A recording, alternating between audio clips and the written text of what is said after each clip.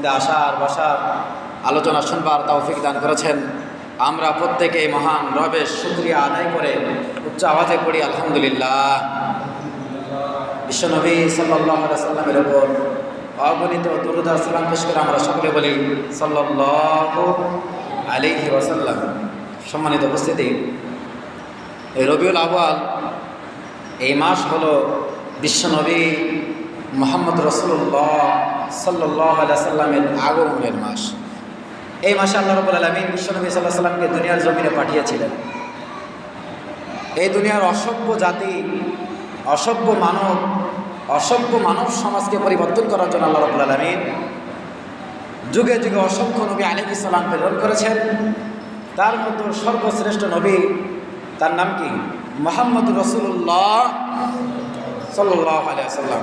আল্লাহ রাব্বুল আলামিন আমাদের নবীকে যে মাসে প্রেরণ করেছেন সেই মাসের নাম হলো রবিউল আউয়াল। মাসের নাম কি? রবিউল আউয়াল। আল্লাহর হাবিব সাল্লাল্লাহু আলাইহি ওয়াসাল্লাম কোন মুফাসসিরিন ইকরাম বর্ণনা করেছেন, তারা বলেছেন আল্লাহর হাবিব সাল্লাল্লাহু আলাইহি ওয়াসাল্লাম 9 রবিউল আউয়াল জন্মগ্রহণ করেছেন। আবার কোন মুফাসসিরিন ইকরাম বলেছেন 10 রবিউল আউয়াল জন্মগ্রহণ করেছেন। আবার কোন ঐতিহাসিকবিদ তারা বলেছেন 12 রবিউল আউয়াল বিশ্বনবী সাল্লাল্লাহু আলাইহি ওয়াসাল্লামের জন্ম হয়েছে। যাই হোক, বিশ্বনবী সাল্লাল্লাহু আলাইহি ওয়াসাল্লাম তার আগমনের দিন, তার জন্মের দিন, এই দিনটাকে কেন্দ্র করে বিশ্বনবী সাল্লাল্লাহু আলাইহি ওয়াসাল্লাম রোজা রাখতেন। কি করতেন? রোজা রাখতেন। এই যে আমরা জন্মগ্রহণ করেছি, যখনই একটা বছর ঘুরে আমাদের জন্মের দিন আসে তখন কি মনের ভিতর একটা আলাদা শান্তি, একটা প্রশান্তি তৈরি হয়, ঠিক না? মনের ভিতর আলাদা একটা তৃপ্তি আসে যে না, আমি তো অমুক দিন জন্মগ্রহণ করেছিলাম। তো সম্মানিত উপস্থিতি, বিশ্বনবী সাল্লাল্লাহু আলাইহি ওয়াসাল্লাম যেদিন জন্মগ্রহণ করেছেন, এই জন্মগ্রহণকে কেন্দ্র করে আমরা, যেহেতু বিশ্বনবী সাল্লাল্লাহু আলাইহি ওয়াসাল্লাম গোটা পৃথিবীর মধ্যে সব থেকে ভালো মানুষ, সব থেকে সেরা মানুষ, আল্লাহ রাব্বুল আলামিনের পরে যার সম্মান, যার মর্যাদা সব থেকে ঊর্ধ্বে, তিনি হলো বিশ্বনবী মুহাম্মদ রাসূলুল্লাহ সাল্লাল্লাহু আলাইহি ওয়াসাল্লাম। তা একটা বিষয় আমরা ক্লিয়ার হয়নি, এটা হলো আল্লাহ রাব্বুল আলামিনের সঙ্গে বিশ্বনবী সাল্লাল্লাহু আলাইহি ওয়াসাল্লামকে সম্মান করতে গিয়ে যেন আল্লাহর ঊর্ধ্বে না চলে যায়, এদিকে আমাদের সতর্ক থাকতে হবে। বিশ্বনবী সাল্লাল্লাহু আলাইহি ওয়াসাল্লাম হলো আমাদের নবী, আমাদের রাসূল। বিশ্বনবী সাল্লাল্লাহু আলাইহি ওয়াসাল্লাম এত বড় বরকতপূর্ণ নবী।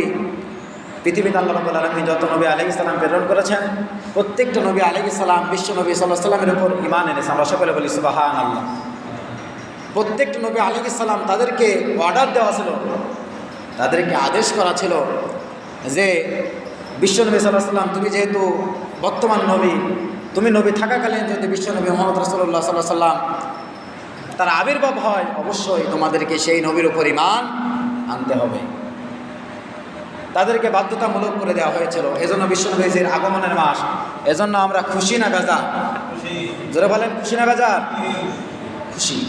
সম্মানিত উপস্থিতি, এই আগমনের মাসকে কেন্দ্র করে আমরা রোজা রাখবো ইনশাআল্লাহ। আগামী শুক্রবার আমরা রোজা রাখতে পারি। আগামী শুক্রবার 12 রবিউল আউয়াল। আগামী শুক্রবার কি? 12 রবিউল আউয়াল। আমরা চাইলে আগামী শুক্রবার রোজা রাখতে পারি বিশ্বনবীর জন্মের দিনকে কেন্দ্র করে। এরপর 13, 14, 15 আয়ামুল বিদ, এই রোজা হলো 13, 14 বা 13, 14, 15। আমরা একসঙ্গে 12 রবিউল আউয়াল, 13 রবিউল আউয়াল, 14 রবিউল আউয়াল, 15 রবিউল আউয়াল, এই 4টা দিন আমরা যদি রোজা রাখি তাহলে আমাদের একসাথে বিশ্বনবী সাল্লাল্লাহু আলাইহি ওয়াসাল্লামের জন্মের দিনকে রোজা রাখা হবে। আবার সাথে করে আয়ামুল বিদের বেজোড়ের যে রোজাগুলো, এটাও আমাদের রাখা হবে। আমরা রাখার চেষ্টা করব ইনশাআল্লাহ। সম্মানিত উপস্থিতি, আমরা আজকে যে বিষয়টা আলোচনা করব, আলোচনার শিরোনাম, আলোচনার মূল বিষয় হলো আল্লাহ তাআলার নিয়ামত। আলোচনার বিষয় কি? আল্লাহ তাআলার নিয়ামত। আমাদের এটা জানা খুব জরুরি। তার কারণ হলো আমরা সর্বক্ষেত্রে আমরা আমাদের দিকে তাকাই, আর আমাদের ঊর্ধ্বে যারা আছে তাদের দিকে তাকাই। আল্লাহর হাবিব সাল্লাল্লাহু আলাইহি ওয়াসাল্লাম বলেছেন, তোমরা তোমাদের ঊর্ধ্বে যারা আছে তাদের দিকে তাকাবা না। তাদের দিকে যদি তাকাও তাহলে তোমার হাই হতাশ বাড়তেই থাকবে, তোমার হাই হতাশ কমবে না। এজন্য বিশ্বনবী যে বলেছেন, তোমাদের নিম্নে যারা, তোমরা যদি তাদের দিকে লক্ষ্য করো, তোমরা যদি তাদের দিকে তাকাও আর চিন্তা করো, আল্লাহ আব্দুল করিম আব্দুল হাকিম কত আমার থেকে নিম্নে। আব্দুল হাকিম দিনের মধ্যে এক বেলা খেতে পায় না, আব্দুল করিম দিনের মধ্যে এক বেলা খেতে পায় না, কিন্তু রব্বুল আলামিন তুমি তো দিনের মধ্যে আমাকে 3 ওয়াক্ত খাবার খাওয়াচ্ছ। এভাবে করে যদি আমরা চিন্তা করতে থাকি, বিশ্বনবী যে বলেছেন তারাই হলো মুমিন। সুবহানাল্লাহ বলবেন না? আমরা যদি এভাবে করে চিন্তা করতে থাকি যে আব্দুল করিম দিনের মধ্যে 1 ওয়াক্ত খাবার খায়, আব্দুল হাকিম দিনের মধ্যে 1 ওয়াক্ত খাবার গ্রহণ করে, আমি বলতো মিয়া আমি তো দিনের মধ্যে 3 ওয়াক্ত খাবার পাই, তাহলে আমি যে দিনের মধ্যে 3 ওয়াক্ত খাবার পাচ্ছি, যে আল্লাহ রাব্বুল আলামিন আমার জন্য ব্যবস্থা করে দিচ্ছেন, সে আল্লাহ পাক রাব্বুল আলামিনের শুকর আদায় করার দরকার আছে না? আল্লাহ রাব্বুল আলামিন এজন্য বলেন, লাইন শাকারতুম লাযীদান্নাকুম ওয়া লাইন কাফারতুম ইন্না আযাবী লাশাদীদ। আল্লাহ রাব্বুল আলামিন বলেন, আমার বান্দারা তোমরা যদি শুকরিয়া আদায় করো, শুকরগুজারি হও, তাহলে আমি আল্লাহ রাব্বুল আলামিন তোমাদেরকে আরো নিয়ামতগুলো বাড়াই দিতে থাকবো। আল্লাহ রাব্বুল আলামিন বলেন, ওয়া লাইন কাফারতুম ইন্না আযাবী লাশাদীদ। আর তোমরা যদি আমার নিয়ামতের শুকর না করো, ও বান্দা শুনে রাখো, আমি আল্লাহ তোমাদেরকে যে নিয়ামত দিয়েছি, এই নিয়ামতগুলো আমি রব্বুল আলামিন আস্তে আস্তে ছিনায় নেব। এতটুকু কথা থেকে কি বুঝলেন? যে আল্লাহর শুকর যদি আদায় করেন, তাহলে আমাদের নিয়ামত আল্লাহ পাক বাড়াই দিবে। সুবহানাল্লাহ বিহামদিহি। আর আল্লাহর শুকর যদি আমরা আদায় না করে আমাদের নিয়ামত ছিনায় নেবে। আমরা যদি শুধুমাত্র বলতে থাকি, আব্দুল করিম তোমার তো 5 তলা বাড়ি আছে, আমার হলো 3 তলা বাড়ি, আমি কি কারণে 5 তলা বাড়ি করতে পারলাম না? আব্দুল করিম তুমি তো প্রতিদিন বাজার থেকে সুন্দর সুন্দর খাবার গ্রহণ করো, খাবার কেন? বড় বড় মুরগি তুমি কেন? বড় বড় দেশি মোরগ তুমি কেন? গরু জবাই করলে গরুর সব থেকে সুন্দর সুন্দর গোস্তগুলো তুমি গ্রহণ করো, গোস্তগুলো তুমি কেন? আমি তো দিনের মধ্যে এমন দিন চলে পান্তা ভাত দিয়ে খাবার খাই। এটা যদি আমরা মনে করি, তাহলে আল্লাহ রাব্বুল আলামিন বললেন, ওয়া লাইন কাফারতুম ইন্না আযাবী লাশাদীদ। তাহলে তোমরা যে দিনের মধ্যে 1 ওয়াক্ত পান্তা ভাত হলেও খাচ্ছ, আমি আল্লাহ রাব্বুল আলামিন এই খাবারগুলো ছিনায় নিতে থাকবো। আর আল্লাহ রাব্বুল আলামিন বললেন, বান্দারে আর তোমাদেরকে আমি যে নিয়ামতগুলো দিয়েছি, তুমি যে সামান্য রিজিক পেয়েছো, এই সামান্য রিজিক পাওয়ার পর ও বান্দা তুমি যদি আমার শুকরিয়া আদায় করো, শুকর করো, বান্দা শুনে রাখো, আমি আল্লাহ রাব্বুল আলামিন আমার নিয়ামতের মধ্যে কোনো ঘাটতি আসেনি। আল্লাহর নিয়ামতে কোনো ঘাটতি আছে? কথা বলেন, আছে? মানুষের কাছে একটা জিনিস চাইলে সে দিতে পারে না, যতটুকু চায় এতটুকু দিতে পারে না, কিন্তু এই চাওয়াটুকু যদি আল্লাহ রাব্বুল আলামিনের কাছে চাওয়া হয়, আল্লাহ বলে, বান্দারে সামান্য তোর জুতার একটা ফিতার প্রয়োজন, এইটাও যখন চাবা তখন আমি রব্বুল আলামিনের কাছে চাবা। সুবহানাল্লাহ বলবেন না? সামান্য জুতার একটা ফিতার প্রয়োজন, তাও চাবো কার কাছে? আল্লাহর কাছে। একান্ত বন্ধনের আমার, আমরা শুকরিয়া আদায় করি না, শুকর করি না।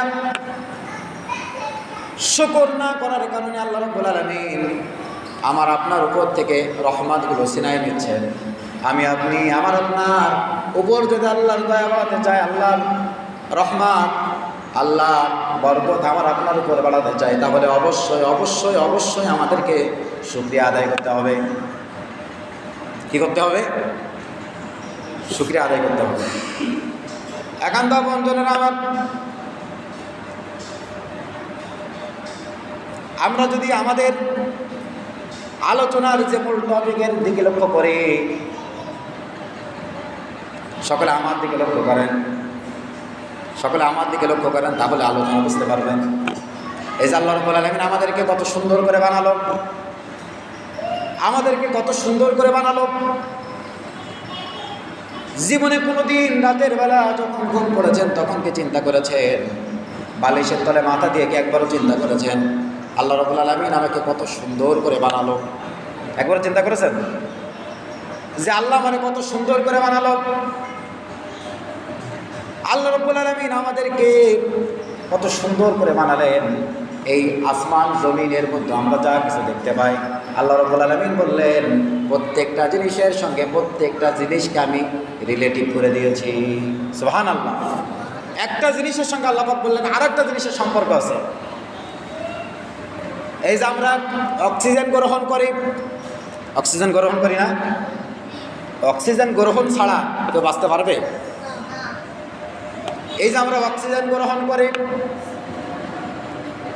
এই অক্সিজেন একজন মানুষ প্রতিদিন কতটুকু অক্সিজেন গ্রহণ করে? একজন মানুষ প্রতিদিন যতটুকু অক্সিজেন গ্রহণ করে, এই অক্সিজেন যদি আমাদেরকে কেনা লাগতো তাহলে আমাদেরকে প্রতিদিন 10 থেকে 15-20 হাজার টাকা কেনা লাগতো। কথা বলেন। এই অক্সিজেন যদি আমাদের কেনা লাগতো, এই টাকাগুলো আমাদেরকে দিতে হতো। আমার আপনার বাড়িতে যতজন সদস্য আছে, প্রত্যেকটা সদস্যের জন্য যদি আমাদের অক্সিজেন কেনা লাগতো তাহলে আমাদের কত টাকা চলে যেত। কিন্তু যে আল্লাহ রাব্বুল আলামিন আমাদেরকে অক্সিজেনের ব্যবস্থা করে দিচ্ছেন, অক্সিজেন আমরা গ্রহণ করতেছি। অক্সিজেন কোথা থেকে পাই বলেন তো? কিসের থেকে পাই? গাছ থেকে পাই। সুবহানাল্লাহ বলবেন না? তাইলে মানুষ বেঁচে থাকার জন্য গাছের প্রয়োজন আছে না? যারা বলেন আছে না? আমরা তো অ্যাক্সিডেন্ট এমন হচ্ছে, গাছ কেটে একদম কি সব মরুভূমি মনে বলতেছে। আমরা অক্সিজেন গ্রহণ করতেছি আর আমরা যেটা ছেড়ে দিচ্ছি এর নাম হলো কার্বন ডাইঅক্সাইড। নাম কি? এটা হলো এত বিষাক্ত, গাছ যদি না থাকতো, আমরা যে অক্সিজেন গ্রহণ করে যেটা ছেড়ে দিই, আমাদের শ্বাস প্রশ্বাসের সঙ্গে যেটা ছেড়ে দিই কার্বন ডাইঅক্সাইড, এটা যদি গাছ না থাকতো তাহলে পৃথিবী শূন্য হয়ে যেত, মানুষ বাঁচতে পারতো না। এত দূষিত এটা। এই দূষিত জিনিসটা যেটা গ্রহণ করে তার নাম হলো গাছ। সুবহানাল্লাহ বলবেন না? তাহলে মানুষের সঙ্গে গাছের সঙ্গে সম্পর্ক আছে না? একবারও কি ভেবেছেন এই যে আমরা রিজিক গ্রহণ করি, খাবার গ্রহণ করি, যখন চৈত্র মাস আসে, চৈত্র মাসে জমিনটা ফেটে একেবারে চচির হয়ে যায়, ঠিক না? মাটি ফেটে যায় না? মাটি ফেটে চচির হয়ে যায়। এরপর যখন বৈশাখ জ্যৈষ্ঠ আষাঢ় আসে, মাটিটা আল্লাহ রাব্বুল আলামিন বৃষ্টি দিয়ে ভিজায় দেয়, ঠিক না? এবছর বৃষ্টির পরিমাণ একটু বেশি না? বৃষ্টি আল্লাহ রাব্বুল আলামিন ভিজায় দেয়। মাটির ওপর আপনি যত শক্ত জিনিস রাখেন না কেন, আকাশের থেকে যে বৃষ্টিগুলো পড়বে আর মাটির উপর যত বড় শক্ত জিনিস থাকুক না কেন, আস্তে আস্তে মাটির কাজ হলো মাটিতে যখন পানি পড়বে সব জিনিসগুলো পচায় দেওয়া। মাটির কাজ কি? কথা বলেন, কি করা? মাটির কাজ হলো সব পচাই দেবে। এই যে লোহা দেখেন না, লোহা লোহা আপনি মাটির উপর ফেলে রাখবেন, রাখার পর কিছুদিন পরে 6 মাস 1 বছর পরে দেখবেন কি লোহাগুলো সব কি হচ্ছে, মরিচা পড়ে গেছে। আছে না এমন? স্বর্ণ রাখবেন, স্বর্ণ পচে যাবে। এভাবে করে আপনি যা মাটির উপর রাখবেন সব পচে যাবে। আমি আপনি জমিনের উপর মাটির উপর চলাফেরা করি, এখন বলেন তো দেখি মাটির উপর আমি আপনি চলাফেরা করি, এই মাটিটা যদি আল্লাহ রাব্বুল আলামিন পাহাড়ের মতো, পাথরের মতো, লোহার মতো শক্ত করে দিত, তাহলে আপনারা যারা ফসল ফলান আপনারা কি কোনো অবস্থায় ফসল ফলাতে পারতেন? বলেন, পারতেন? শুকরিয়া করেছেন যে আল্লাহ তোমার কাছে কত শুকরিয়া আমার। মাটি আল্লাহ রাব্বুল আলামিন এমনভাবে বানালেন, যখন ফসল ফলানোর সময় হলো রব্বুল আলামিন বৃষ্টি দিলেন, বৃষ্টি দেওয়ার কারণে মাটি পচে নরম হয়ে গেল। এরপর আপনি যখন বীজ রোপণ করলাম, কিছুদিন পরে এই বীজের থেকে চারা বের হলো। আমার আপনার কি কোনো ক্ষমতা আছে এই চারাটা বের করার কোনো ক্ষমতা আছে? যারা বলেন আছে? একান্ত বন্ধুরা আমার, এরপর কিছুদিন পরে চারা গজালো। চারা গজানোর কিছুদিন পর ওই গাছগুলো আস্তে আস্তে আস্তে আস্তে বড় হতে শুরু করলো। এরপর তার কিছুদিন পরে গাছ থেকে ফল হতে শুরু করলো। হয় না এমন? একান্ত বন্ধুরা আমার, আবার ওই মাটিটা যদি একেবারে নরম হতো, কাদা হতো, একেবারে যদি কাদা হতো, তাহলে আমরা কি চলাফেরা করতে পারতাম? বলেন পারতাম? মাটিটাকে আল্লাহ পাক সারা জায়গায় কাদা বানাই দিছে? যারা বলেন দিছে? আমাদের সুবিধার জন্য রব্বুল আলামিন এমনভাবে মাটি বানালেন যেভাবে রাখলে আমাদের সুবিধা হবে। কোথাও ভিজা, কোথাও শুকনা, আবার কোথাও নরম, কোথাও শক্ত। কথা বলেন ঠিক কিনা? আবার রব্বুল আলামিন যেখানে যে গাছ প্রয়োজন, আল্লাহ রব্বুল আলামিন সেখানে সে গাছপালাদের সুন্দর করে সাজালেন। একজন বুজুর্গ লোক, তিনি একদিন সফর করতেছেন। সফর করতে করতে খুব আল্লাহওয়ালা মানুষ, একটা সফর করতে করতে যখন ক্লান্ত হয়ে গেছে, ক্লান্ত হওয়ার পর একটা বট গাছের নিচে গিয়ে উনি আশ্রয় নিছে। বট গাছের নিচে উনি বিশ্রাম নিচ্ছেন আর চিন্তা করতেছেন, আরে আল্লাহ রাব্বুল আলামিন এত কিছু বানালো, এত বড় বট গাছ, এর ফল এত ছোট কেন বানালো? কি চিন্তা করতেছে? বট গাছ এত বড় আর তার ফল এত ছোট, আল্লাহ কেন এটা বানালো? হয়তোবা আল্লাহর হয়তোবা কোনো সিদ্ধান্তে ভুল থাকতে পারে। উনি চিন্তা করতেছে, ভুল একেবারে বলতেছে না, উনি মনে মনে ভাবতেছে এত বড় বট গাছে এত ছোট ছোট ফল, এটা আল্লাহ কি জন্য বানালো? এটা মানে ওয়াহিদুক বানাইছে। হঠাৎ করে তিনি ঘুমায় গেলেন। ঘুমায় যাওয়ার পর টুপ করে বট গাছের যে ফল, এটা তার কপালের উপর, নাকের উপর গিয়ে পড়লো। এখন বলেন তো দেখি, নাকের উপর যদি বট গাছের ফল টুপ করে যে পড়ে, ঘুমান্ত মানুষের নাকের পরে পড়লে আতঙ্ক আছে না নাই?